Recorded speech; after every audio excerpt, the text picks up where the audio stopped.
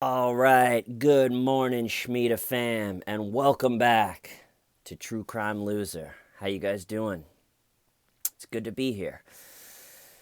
So today, first thing I wanted to ask is anyone going to Crime Con? And has anyone been in the past? And is it fun? And I don't know. What are your thoughts on it? I didn't know if I could go, and then now it's looking like I can, but I didn't apply to be anything.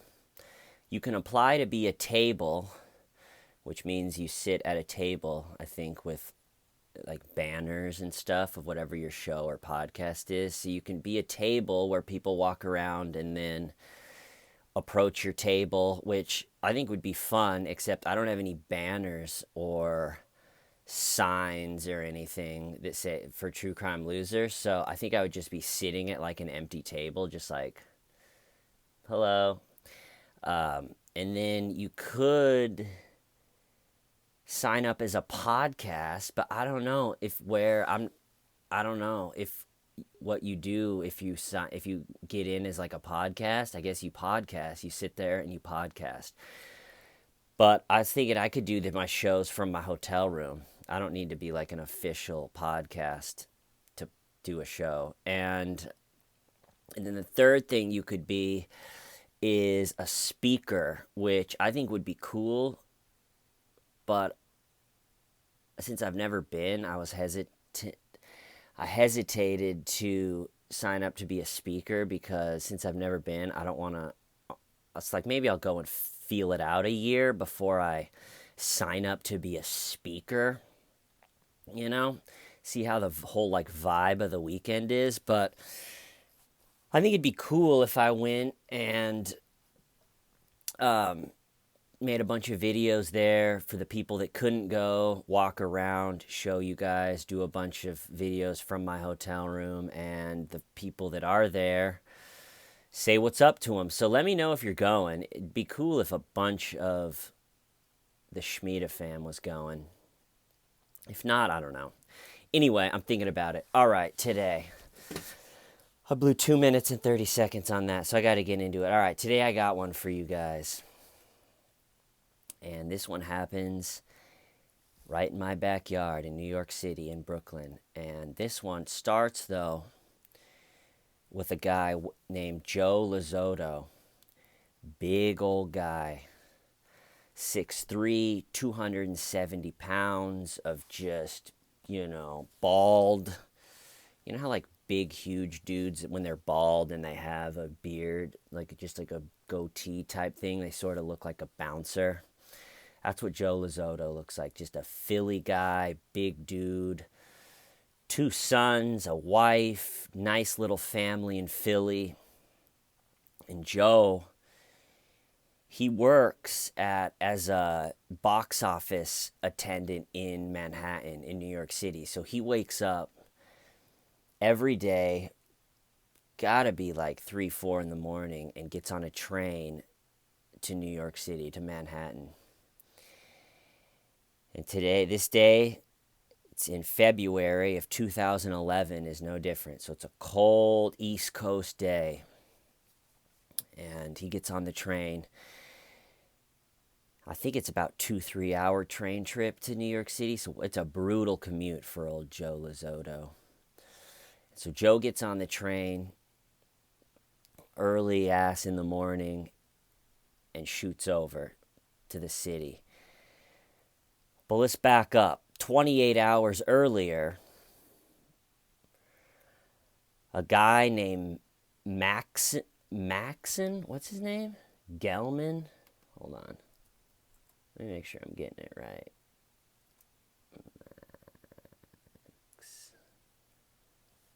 Max Gelman. Yeah. Goes by Wes, though. Street named Wes. So Max goes by Wes. So this guy named Wes Gelman, it's a 23-year-old coke dealer in New York City. And he's Ukrainian. His mom and him came over when he was 7 years old, and they live in Sheepshead Bay, Brooklyn, which is a big Russian neighborhood. And Wes is kind of at the end of his pitiful rope in a way. So he's been a coke dealer. In his mind, he's kind of this big time coke dealer, Scarface type, started from the bottom, and but other people would have described him as a coke user, kind of just a cokehead that sold a little bit to have enough money to support his own habit. And he thinks he's got all these high-end clients, and according to him, he had this girl, as he would pay her $200 a day to be his driver, and he would drive around and sell drugs to these people. In New York City, all the drugs are delivered. So if you want, you have your drug dealer's number, and then you text them, and then they come to your apartment, and there's these huge delivery services. It's crazy. And so he would drive around, or have this girl drive him around, and he would sell all this coke. But as he got farther and more of a cokehead himself, he started using PCP, and he started to get delusional, and he started to get paranoid, and he sort of slowly went insane. So where we pick up on this guy, Wes Gelman, is he had just bought a kilo of cocaine in order to sell and to use, and I'm sure he was on it. And he's doing PCP, which just makes you sort of a nut job and lasts forever and tons of energy and delusional and paranoid. So Wes is driving around Brooklyn after he bought this kilo of coke, and he's just paranoid and convinced that all the cars around him are federal drug agents. He's convinced they're following him. He's convinced that they know. He looks around while he's on one of the bridges in between Brooklyn and Manhattan, and he thinks all the cars around him have these official plates, and he's just a coked out nightmare, just paranoid and convinced of things that aren't happening, and he's just kind of at the end of his PCP pathetic rope. And so he takes the kilo of coke that he just bought, and he throws it out the window into the water over the bridge. I always thought it'd be a funny start to a movie, like some guy is just like going under the bridge in his boat, just like, man, I'm depressed, and just a kilo of cocaine falls in, and he's like, that's the start of the movie. But so Wes throws it out, and he's convinced, like I said, that the feds are after him. It's all coming to a close. And so he throws out the drugs that he just bought. I don't know how much a kilo of coke is or was, but I'm sure it's a lot of money. And so then he drives out to Sheepshead Bay, Brooklyn, which is a neighborhood in Brooklyn which primarily Russian people. And he drives out to where his mom lives with his stepdad. And so picture this. Picture poor Wes's Ukrainian mom is sleeping next to her husband, having a nice rest, And at 5:20 a.m., just a wasted PCP, coked out son Wes shows up and wakes her up. And he says, Mom, the feds are after me. I got into some stuff. I need my passport. I bought a ticket, and I'm flying to the Dominican Republic tonight. And you can imagine that the mom, seeing his just crazy eyes and delusional, thinks the Fed's after him, all this. And so she does what a lot of moms would do and says, "You're drunk, you're not going anywhere," takes his keys and says, "You're not going anywhere." And they're arguing because he's just coked out and stupid and just delusional. And they're arguing. And the stepdad, who's been in bed, comes out in his underwear to be like, "What is going on?" Well, Wes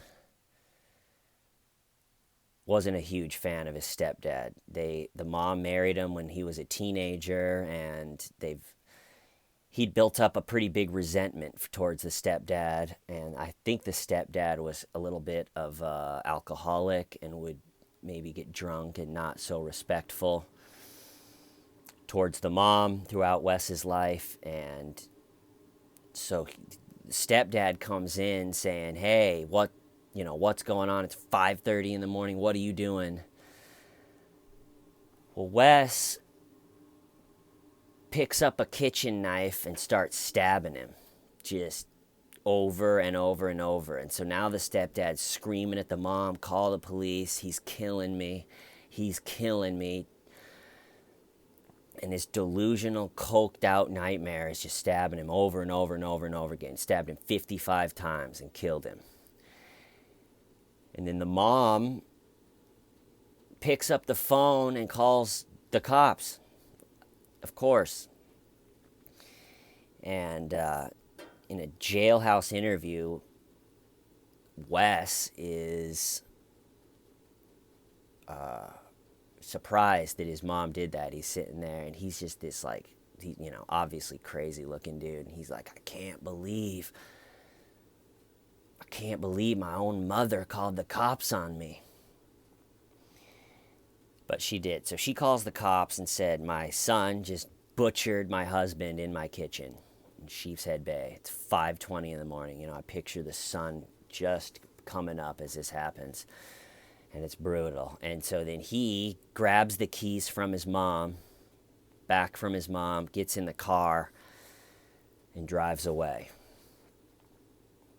Straight out of town. So he drives out of New York City. And the cops show up at his place, his mom's place, and are like, "Okay, try to find this guy." And as Wes is driving out of New York, probably the skyline is in the background as he's driving away. And something happens to him as he's driving away. And it probably has something to do with the PCP and just his delusions of grandeur. He really thinks that he's this big drug boss, kingpin, notorious gangster type person. And I think his thought process is he's thinking, the feds are already after me, which, spoiler alert, they weren't. They had no idea who he was, or no one was following him. But he's convinced the feds are after him and it's over. They know, and they've been following him and it's over. And then he says, he goes, "And then I caught a body." That's what just insane people call murdering someone, is they say, "Yeah, I caught a body."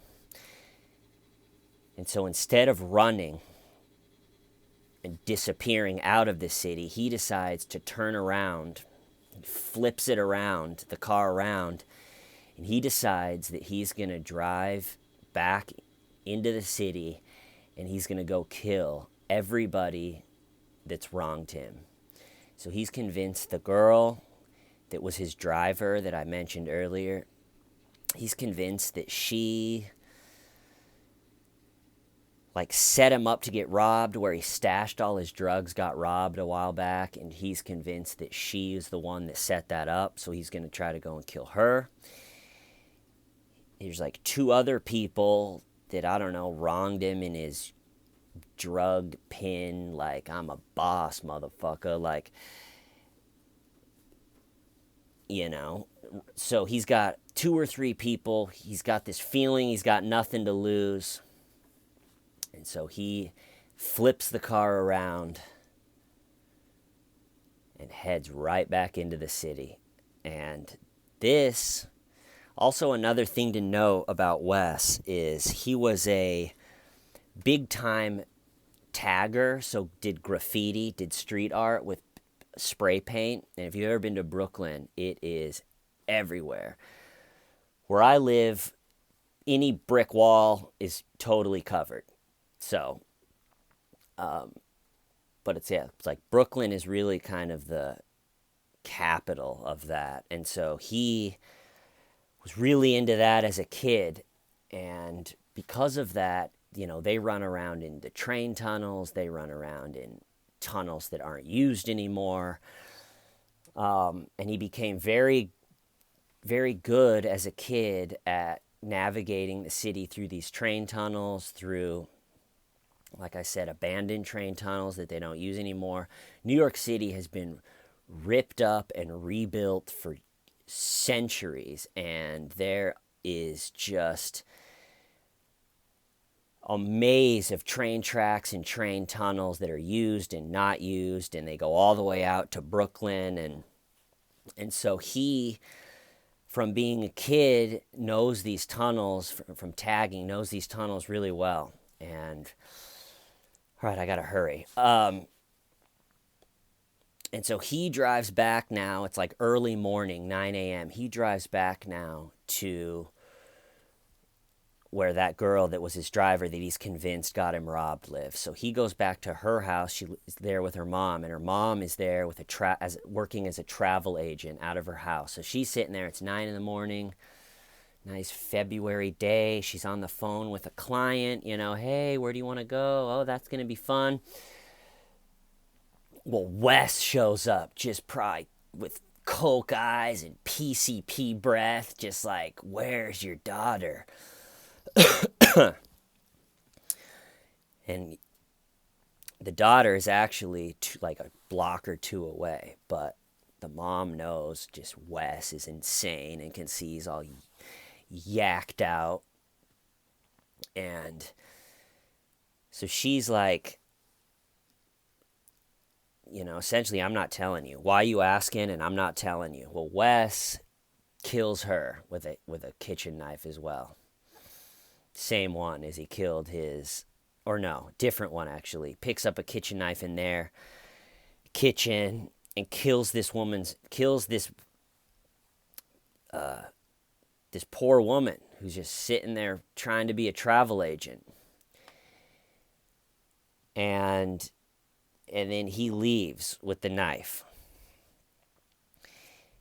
And now he's just driving around with a kitchen knife on PCP. And so now he drives around for a little bit, tries to go to the other 2 people's houses that have wronged him in the drug world, and they're not home. Meanwhile, the first girl that he tried to kill but didn't and killed her mom instead walks the 2 blocks home to go back to her house, not knowing what has happened. And you can imagine what she walked into. She opened the door and just saw her mom and just the horrific scene. And so she calls the cops and is freaking out, and the cops are saying, all right, stand outside, we'll be there in a second. And so she's standing outside. Well, Wes or Max, same person. The media called him Mad Max.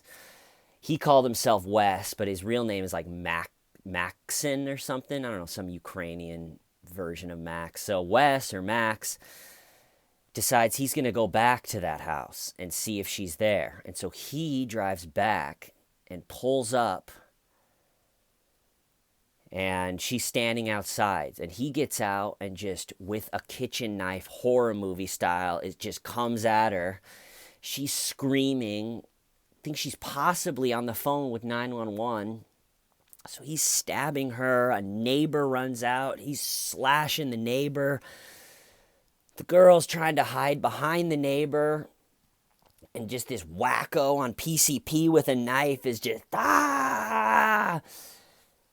horrifying scene.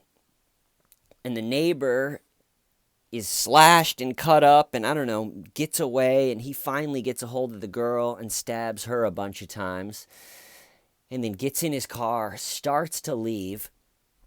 Now the police and the ambulance now are coming from the first call that she did for her mom. They're like driving up as Wes is driving away. Then Wes, in his just insane head, is like, wait a second, maybe she's not dead. Stops, even though the cops are wow, coming up hard. Stops the car. He was about to speed off. Gets out of his car, says she might not be dead, walks up, and in one just last brutal Jodi Arias type move, grabs her by the hair and just cuts her throat from ear to ear. And then takes the knife still. So you got to imagine, now Wes, is bloody. He has this knife. He's on PCP.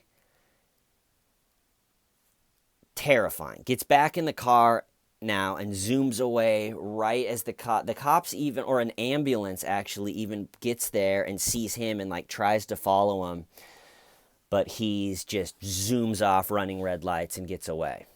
So now he's killed his stepdad, that poor mom, and then his old like driver, although her friend said that she was never his driver. He just always had a crush on her, and she was like, you're scary. So now there's 3 bodies brutally stabbed, and he again has disappeared into the city. Now he's got to get a new car because they've seen the car that he's in. So he pulls that car over, walks up to another guy, knocks on the window and says, hey, I need your car. And the guy's like, what? No. And then he stabs that guy twice. And then the guy was like, all right, yeah, you do need my car. So that guy gets out. So now he's got a new car. And I think he drives around for a while, not really doing anything. And that car ends up dying. It's not working. I think he gets a bite to eat. And then this is one of the most terrifying. So now he needs to hijack another car. So he just walks up to this guy, opens his car door, like pushes that guy, like grabs him, pushes him into the passenger seat and like floors it. So now he's driving this dude's car, all bloody. I'm sure he just has these crazy eyes, still bloody. And the guy's in the passenger seat like, slow down, I'll get out, please. And Wes or Max is just driving 80 miles an hour. And the guy has seen the news. The guy in the passenger seat by this time has seen the news and knows that this guy's for real and he needs to get out of the car. So this guy opens the door of his own car and jumps out while it's going 80. And somehow only got like bumps and bruises. There's pictures of him in the hospital just all bandaged up like, I made it, baby. And so now Wes is driving 80 miles an hour with the car door open, running red lights, and he hits another guy, runs him over. The guy flips over the car. Just a poor guy. It's one of my biggest fears of walking around New York City is just being hit by a car of someone that's just like at the end of their rope and just driving. So then he runs over this guy, kills him. This guy was a rare coin expert, just looked like a really sweet guy. Hits him with a car and kills him. So now the victim count is up to like 5 and 4 dead, and now the city is on edge. And you got to know that the New York City Police Department is They got their anti-terrorism units, and they are sophisticated. So now they turn up the heat, and everything, the whole city is about finding this guy before, he brings terror to anyone else, before he ruins more lives.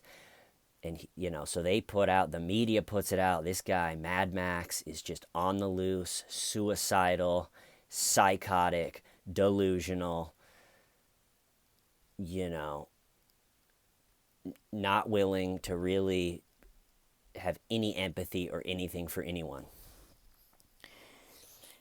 And they kind of know what car he's in, but he ditched that car that he hit that guy with. So now he's on foot.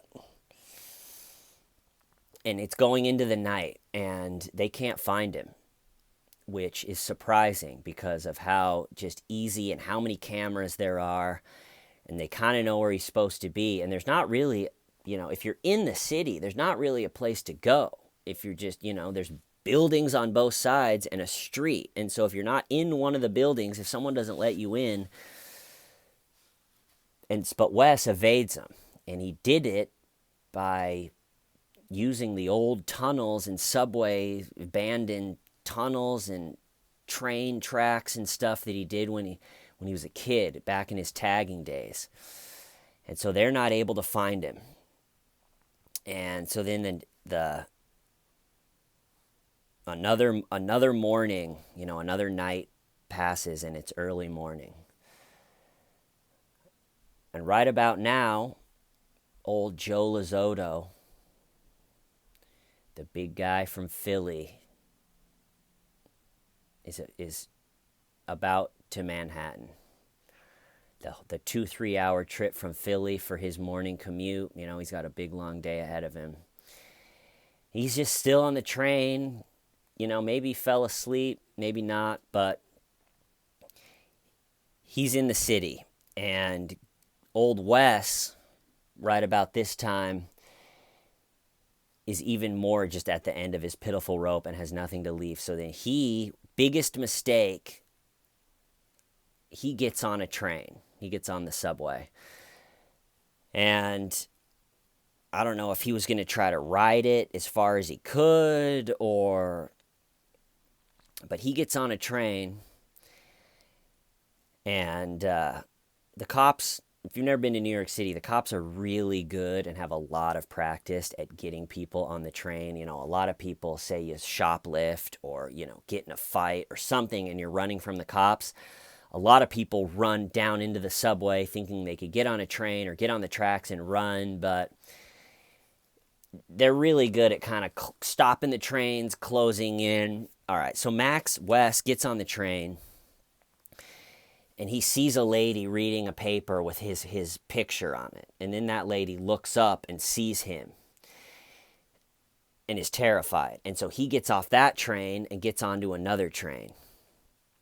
And he's sitting there on that train, and then the train stops all of a sudden, and they make an announcement. This train has been stopped for a police investigation, which I've heard many times, which is a pain if you're trying to get somewhere because it takes forever, and you're just sitting there with the train stopped. So he's sitting there, and he hears this, this train is stopped for an investigation. And he thinks, okay, I'm going to go up, and I'm going to bang on where the conductor stands, and I'm going to get in there, and I'm going to hijack this train at gunpoint and drive the train out of the city. He was going to hijack a New York subway train for his getaway. That just shows you how high on PCP this guy was.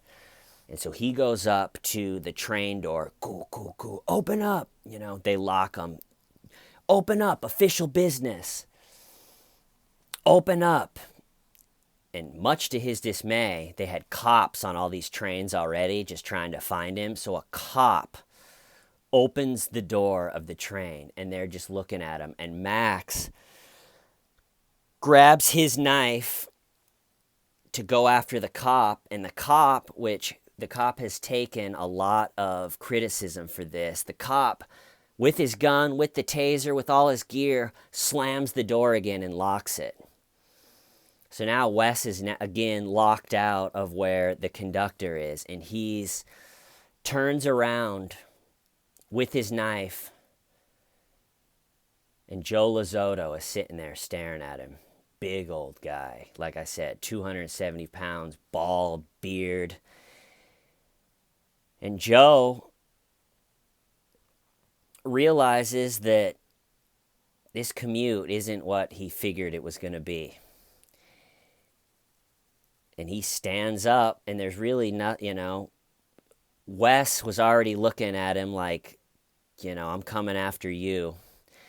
And so Joe decided to try to beat him to the punch, and Joe, the big old guy, just went to kind of tackle him, went for his legs, and got him around the waist, and they go to the floor. And so now Wes, or Max, or whatever I'm calling him, is on the ground, pinned by this big guy, getting punched, getting squeezed by this big guy who's just traveled from Philly, who's got 2 sons, who's really not trying to just die in a New York subway train because of this coked out moron.